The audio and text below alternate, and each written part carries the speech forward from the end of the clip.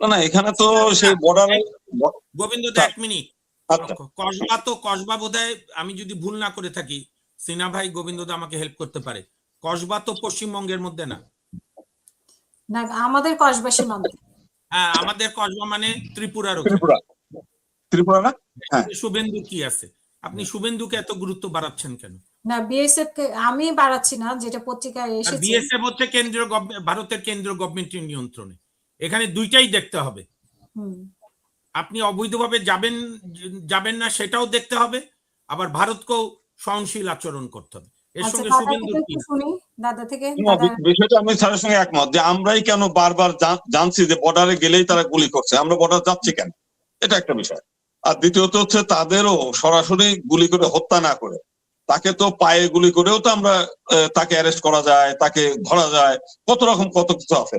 মানে আমরা মনে করি যে আমাদেরও যেমন দুর্বলতা আছে, একই সঙ্গে তারা যে গুলি করছে। আপনি আপনি হাসিনা আক্তার আরেকদিন টপিক দেন, আমার দুই বড় ভাইকেও, মানে বড় ভাই এবং আমাদের বিশিষ্ট আইনজীবীকেও আনেন।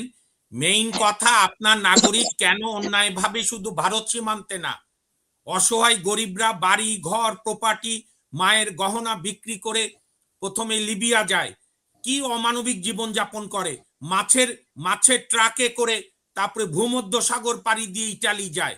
আমাদের রাষ্ট্রের সরকারের ধারাবাহিক সব সরকারের এই ব্যর্থতা, আমরা কেন মানুষকে তার যোগ্য কাজ দিতে পারি না, এইটা হচ্ছে আলোচনার বিষয়। আচ্ছা আচ্ছা, দাদাকে শেষ করতে দেন প্লিজ। আমি একটু রেস্ট নেব। আমাদের এই দেশ থেকে যারা যাচ্ছে, তাহলে আমাদের যেহেতু বিপুল জনশক্তি আছে, তো অন্য দেশগুলোর সঙ্গে চুক্তি করে যদি জনগণের যারা এই যে গহনা বিক্রি করে জমি বিক্রি না করে, সরকারও তো এই খাতে একটা লোন দিয়ে যে প্রত্যেকের বিদেশে পাঠাবো, ওখান থেকে কিস্তি অনুসারে আমি কেটে নেবো তাদের কাছে, কিংবা একটা ভর্তুকি দিয়ে, কারণ তারা তো রেমিটেন্স পাঠাচ্ছে বাংলাদেশে। আমরা তো সেই টাকা পাঠানোর সময় যেখানে আমরা তাদের আর দেই, প্রণোদনা দেই আর কি, একটু সুযোগ দেই, তো সেখানে আমরা দেশের বাইরে আমরা তো বিদেশে জনশক্তি রপ্তানি করতেই পারি, এবং তাদেরকে সুযোগ দিয়ে যে ঠিক আছে তার যাওয়া আসার ভাড়া সব সরকার বহন করবে, তারা রেমিটেন্স পাঠাবে বাংলাদেশে।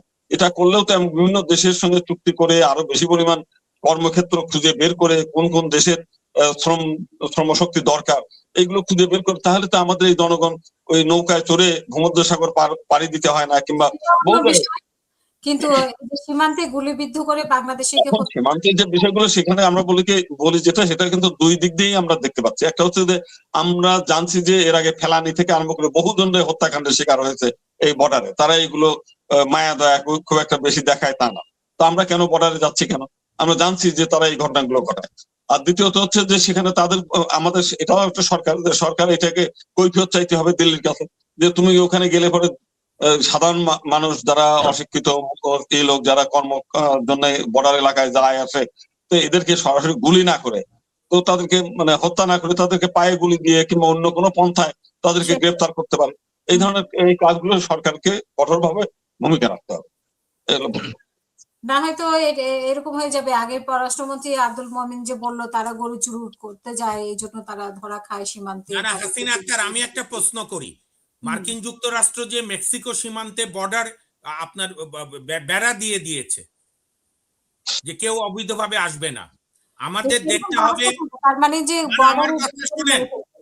আমার কথা শোনেন, বাংলাদেশ থেকে কেউ যদি বৈধভাবে ভারতে যায় বা ভারত থেকে বৈধভাবে যদি বাংলাদেশে আসে, সেইখানে যদি ভারত বা বাংলাদেশের বর্ডার গার্ড, আমাদের বিজেপি এবং ওদের বিএসএফ কাউকে হত্যা করে, তাহলে এটা সাংঘাতিক আইনের লঙ্ঘন। এই যে গোবিন্দ দাস যে বলছে, আপনি জানেন যে অবৈধভাবে আরেক দেশে ঢোকা যায় না, আপনি ঢোকেন কেন?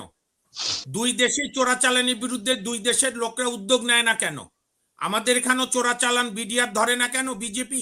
ভারতও চোরাচালান ওদের বিএসএফ ধরে না কেন? আপনি আপনি আপনি যদি অবৈধভাবে এখন রাষ্ট্রের প্রধানমন্ত্রীর বাড়ির মধ্যে ঢোকেন, তো সেখানে গুলি করার নির্দেশ আছে না? আপনাকে তো রিয়েলিস্টিক হতে হবে।